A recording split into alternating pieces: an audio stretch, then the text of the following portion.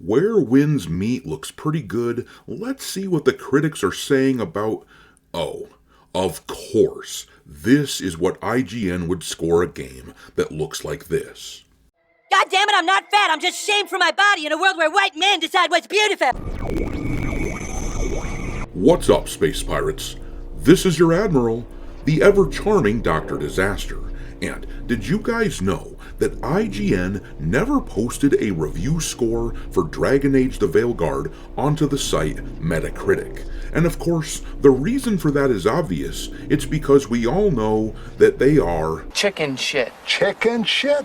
Chicken shit. A lot of these mainstream media game journalist outlets are very purposeful with what games they will leave a score for on the likes of Metacritic. IGN wants to prop up corporate slop as much as possible because that is how they get early and exclusive access to content that they can post on YouTube, pushing out 40 commercials on 5-minute videos.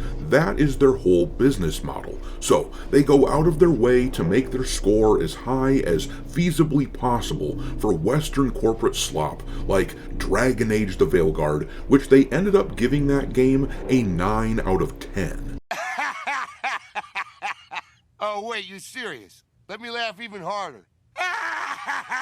But they didn't post their score for that game on Metacritic because clearly they want to hide their opinion as much as possible because they could see how poorly Dragon Age was received by the public. You can't convince me that they just didn't get around to posting that score on Metacritic or that they forgot to drop their score for the Veilguard. This was intentional, but they have no problem whatsoever dropping a negative review for an Eastern game like Where Winds Meet. You're pathetically predictable. IGN is an outlet that refused to review the likes of Lollipop Chainsaw Repop or to drop a score for Marvel Rivals because those games feature the sort of attractive female characters that once populated gaming, but IGN is utterly opposed to them. The review embargo for Where Winds Meet just lifted yesterday, and IGN gave it a 60 out of 100, tanking the game's preliminary score down to a 72 of 100. Meanwhile, IGN scored Concord a 70 of 100, meaning they are making the claim that Concord, one of the most famously bad games of all time, is better than Where Winds Meet. Clearly, they just reserve their top scores for Western corporate slop, and this is the reason that nobody reads these game journalists anymore, because anytime they say anything, we're sitting here thinking, I cannot believe this shit.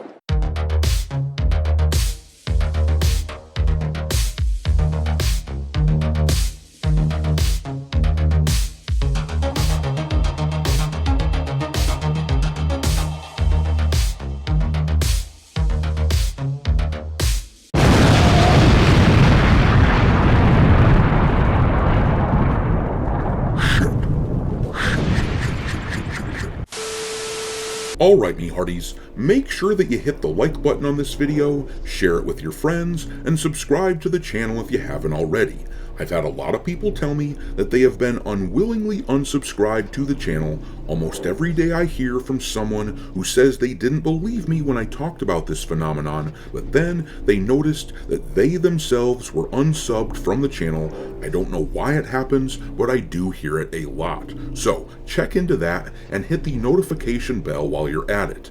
Anyways, let's look at the reviews that have come in thus far for Where Winds Meet. As I said in my video talking about this game the other day, I'm excited to try the game out, but before I signed up to play this free-to-play game, I did want to look into some reviews for the game and see what people were saying about it. And as usual, the mainstream media were decidedly unhelpful in this regard because there are currently only 8 scores posted for the game game on Metacritic, and for the people who did review the game, the reviews that they give are obviously not so much about the game. It's clear that what they really care about is whatever narrative they want to inject into the industry, because nothing they say is coherent. There is no consistency in their scores, and often, as I've talked about on this channel a lot, a ton of these outlets will choose not even to review a game like this because they are trying to deprive it of attention.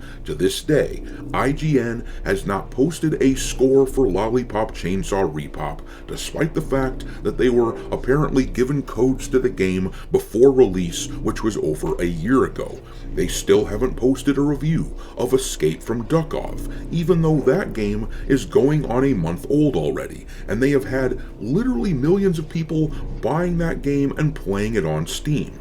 I get the sense that the only reason IGN posted about Where Winds Meet is because the game is already huge, with over 10 million players pre-registered and ready to play it, and IGN and other game journalists have a grudge against the Eastern devs at the likes of NetEase who published this game. They don't like these Eastern developers because they are bucking the trends of Western studios and they are showing the industry up.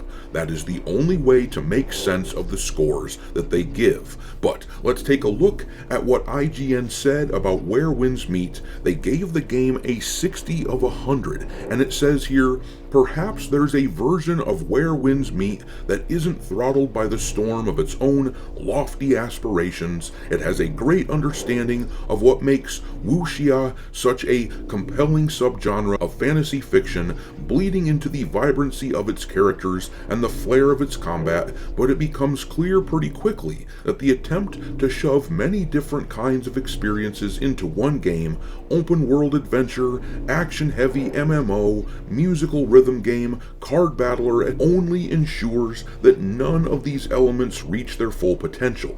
Instead, Where Winds Meet is an amusement park where every ride is being run at half speed, and the sugary treats at the concession stands come with piles of paperwork to complete before you can chow down. Meanwhile, this was IGN's reaction to Concord, a game that was literally laughed right out of the market to the point that Sony pulled the servers after 2 weeks and refunded everyone their money. They scored the game at IGN, they scored it a 70, and just listen to the positive tone that they used for Concord. They said, Concord isn't the most innovative or content-heavy hero shooter you could play, but with such fantastic competitive gameplay, 16 compelling characters to master, and 12 well-designed maps, it's got the makings of something that could go the distance in the months and years to come.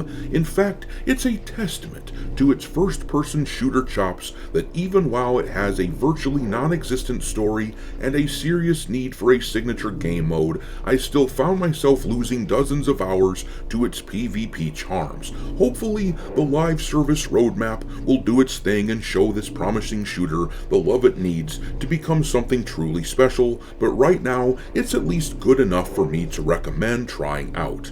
I know this isn't news to anyone out there, but obviously IGN has a massive credibility problem. But Where Winds Meet suffers at the hands of these schmucks, because with only 8 reviews logged on to Metacritic at the time of this recording, despite the review embargo being lifted yesterday, IGN's score impacts them heavily, dropping them down to a 72 of 100. We have one other outlet who actually dropped a lower score than IGN. Worth Playing gave the game a 55 of 100, even though if you read the review here, it actually looks like they generally like the game, but think that the developers need to add some polish. But frankly, this isn't the sort of outlet that deserves to be listened to, because here they are scoring The Veilguard an 80 of 100, calling it a rollicking fun story.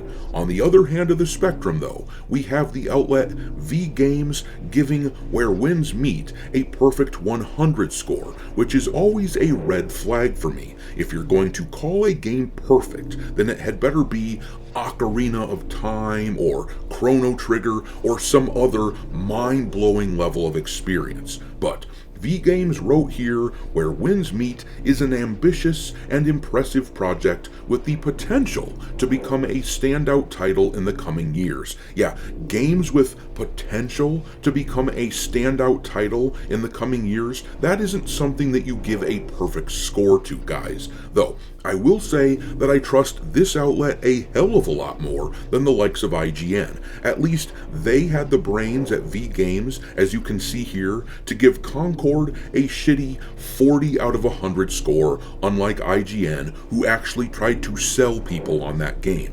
V-Games wrote of Concord, saying it is a hero shooter game that came to the scene 8 years too late. It doesn't renovate the genre in any way, just another live service game added to the live service well.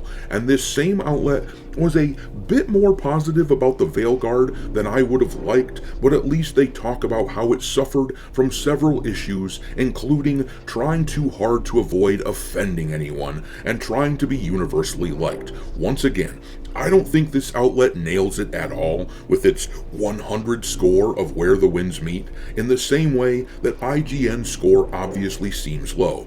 The truth almost certainly falls somewhere in the middle. And with limited reviews to choose from, it's difficult to ascertain what to think of this new game. But this review from COG Connected seems like the fairest review. They gave this game a 78 of 100 and wrote, "Where Winds Meet is over-ambitious, messy, opaque, and inconsistent. It has too many gears that don't mesh, a lot that's poorly explained, and it refuses to give the player a moment of unproductive time, even at the cost of coherence and comprehensibility. For all that, Where Winds Meet is a lot of fun. It often looks incredible, and the world is certainly filled with content, whether for a single player or in a group. Even without touching the cash shop, Where Winds Meet provides a huge amount of free gameplay. Right now, Where Winds Meet is a little shy of greatness, but with some technical improvements and time it could get there. If you watched my video on this game the other day, I clearly want this game to end up being good, so this review at least gives me encouragement that it will be pretty solid.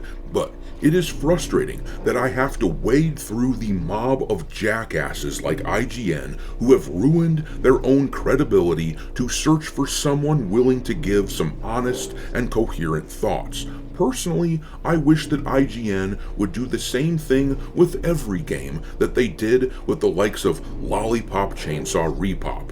Don't even bother giving anything a review because what they say is meaningless anyhow. But I'm gonna leave it there. What do you think of this upcoming game? With over 10 million people pre-registered to play, it is likely going to be pretty huge. What will the max concurrent player count end up being on Steam? Drop your thoughts into the comment section below, and we will talk there. Thanks for watching, me hearties. If you haven't already, your Admiral is inviting you to subscribe to the channel and become a part of the crew. Life as a space pirate may not be glamorous, but there's always plenty of booty.